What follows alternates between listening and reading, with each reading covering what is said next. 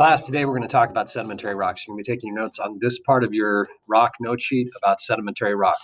Again, if I go too fast, please feel free to stop and pause it at any time or back up if you need to get information that you missed. All right, so what about sedimentary rocks? They're rocks formed by the deposition and compaction of other rock particles. So it takes other rocks to form these rocks. It comes from a Latin word, sedimentium, which means settling, and that will make more sense when we talk about how sedimentary rocks form here in just a little bit. Okay, so here's our diagram of how sedimentary rocks form. The first thing that happens is that rocks are weathered, which means that they get broken into little pieces called sediments and then are carried away by erosion. So whether it's wind or rain or any other form of water, glaciers, something breaking rocks into little pieces, and then they get carried away. The second part is it gets carried by water. Sometimes it can be carried by wind, sometimes it can be carried by a glacier, but generally, most of the time it is water, a creek, a river, a flood, a lake, something, the ocean moving the sediment around. Eventually, that sediment will reach a lake or the ocean.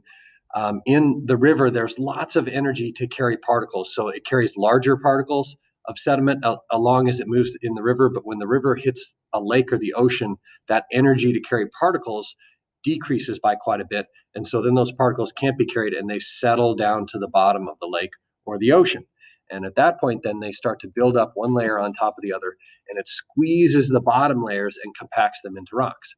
So in other words, they need to get broken into pieces, carried somewhere else, left somewhere, and then when they are left somewhere, then they need to get to squeeze together and form a new rock.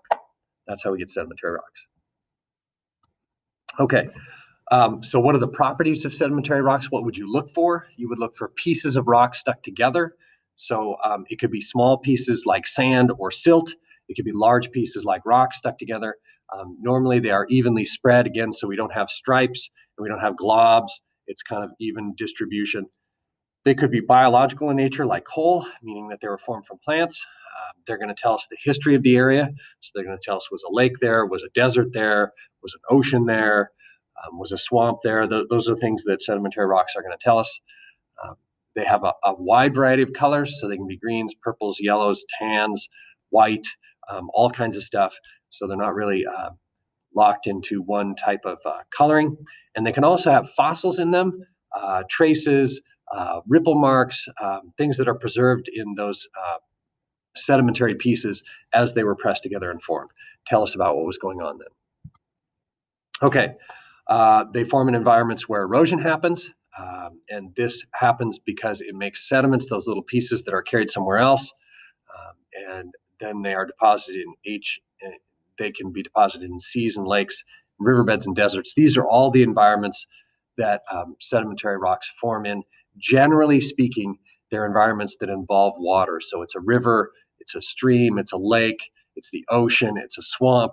There are some others. You can't have a desert, but a lot of times they are in areas where water exists.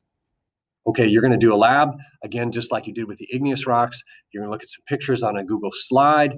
You're going to use that to do your lab. The lab is explained in the Google slide, and also the information is on the worksheet. So please go through that, make sure you do both sides, and then submit that to the Google Classroom.